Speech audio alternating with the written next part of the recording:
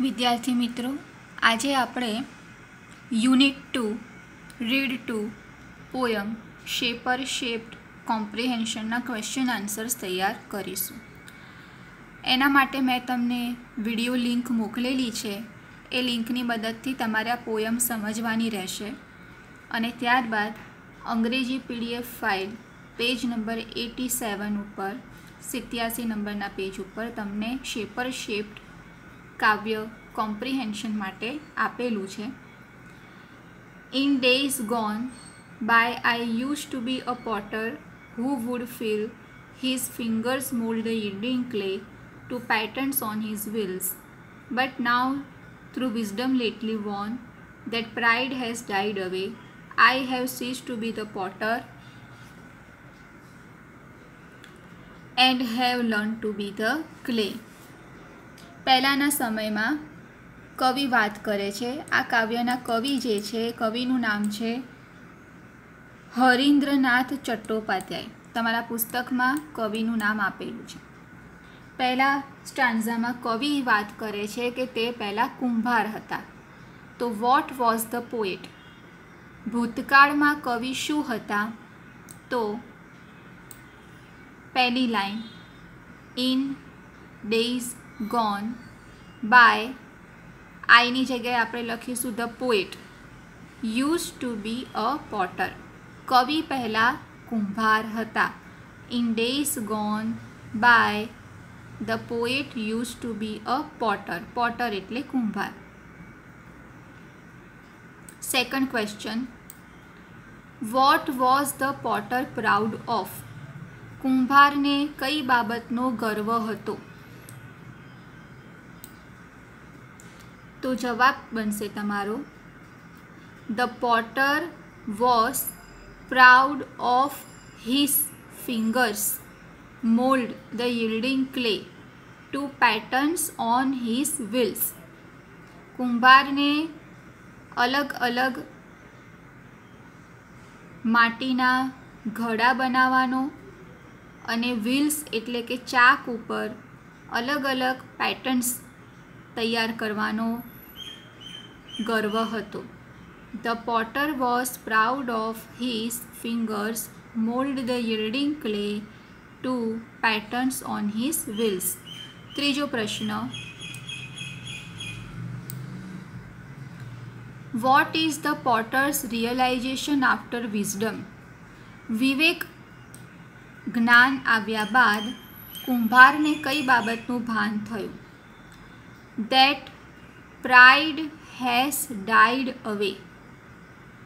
आईनी जग्याए लखीशुं the poet has ceased to be the potter and have learned to be the clay. चौथो प्रश्न, What did the potter do? कुंभार कયું કાર્ય કરતો હતો? તેનો જવાબ ફરીથી જ આવશે કે his fingers mould the yielding clay to patterns on his wheels. Second stanza, in other days I use to be a poet. પહેલાં કવિ જ હતા જે પોતાની કલમની મદદથી ગીતો લખતા હતા। Whose pen innumerable songs would come to win the hearts of men, but now through the new got knowledge which I had not had so long, I have cease to be a poet and have learn to be the song. પાંચમો પ્રશ્ન, what was the narrator? Narrator એટલે કે કવિ। In his bygone days, પહેલાંના સમયમાં કવિ શું હતા? What did he do at that time, અને તેઓ કયું કાર્ય કરતા હતા? તો ઇન અધર ડેઝ આઈની જગ્યાએ આપણે લખીશું ધ નરેટર અથવા the poet use to be a poet through whose pen innumerable songs would come. ત્યાં સુધી જવાબ લખવાનો। છઠ્ઠો પ્રશ્ન, what was the poet's new got knowledge? કવિને કયું નવું જ્ઞાન પ્રાપ્ત થયું? તો લખવાનું the poet's new got knowledge was he, आईनी जग्याए ही अथवा the poet has ceased to be a poet and have learned to be the song. सातमो प्रश्न, how did the poet's songs affect, कविना गीतोनी केवी असर थती? तो अहीं आपेलुं छे आपणे to win the hearts of men, लोकोना हृदय ते जीती शकता। तो लखवानुं the poet's songs win the hearts of men.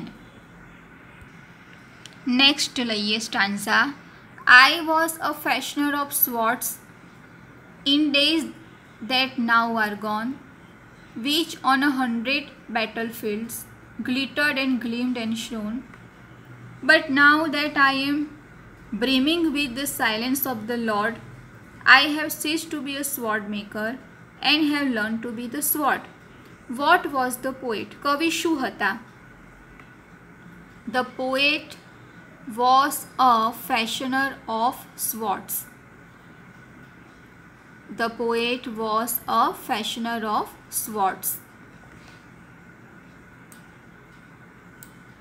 નવમો પ્રશ્ન, What does the word fashioner mean? આ ફેશનર શબ્દનો અર્થ શું થાય છે?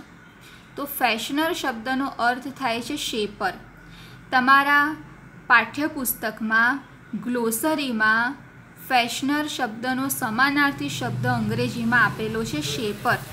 The word fashioner means shaper.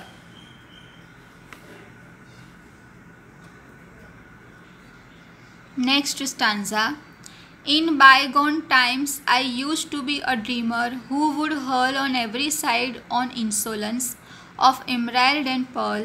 But now that I am kneeling at the feet of the Supreme, I have ceased to be the dreamer and have learned to be the dream. 10મો પ્રશ્ન, What did the dreamer dream of in his bygone days? પહેલાના સમયમાં જે સ્વપ્ન સેવનાર છે તે કયું સ્વપ્ન સેવતો હતો, એટલે કવિ કયું સ્વપ્ન સેવતા હતા?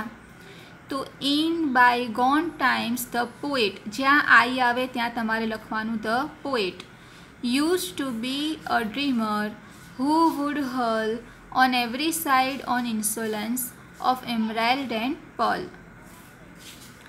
Find out the similar from the stanza, નીચે આપેલા શબ્દોના સમાનાર્થી શબ્દો કાવ્યની પંક્તિમાંથી શોધીને લખો. તો ગોડ એટલે પરમાત્મા અથવા ઈશ્વર, એનો સમાનાર્થી શબ્દ છે સુપ્રીમ. અને અંગ્રેજી પાઠ્યપુસ્તકની અંદર ગ્લોસરીમાં પણ સમાનાર્થી શબ્દ આપેલો છે સુપ્રીમ એટલે કે ગોડ. બીજું છે ડિસરિસ્પેક્ટફુલ. ડિસરિસ્પેક્ટફુલનો સમાનાર્થી શબ્દ થાય છે ઇન્સોલન્સ. ઇન્સોલન્સ અને આ શબ્દ પણ તમારા પાઠ્યપુસ્તકમાં ગ્લોસરીમાં સમાનાર્થી શબ્દમાં આપેલો છે ઇન્સોલન્સ. તો વિદ્યાર્થી મિત્રો, તમારે આ પોયમના કોમ્પ્રિહેન્શનના સવાલના જવાબ તમારા અંગ્રેજી ચોપડાની અંદર લખવાના રહેશે.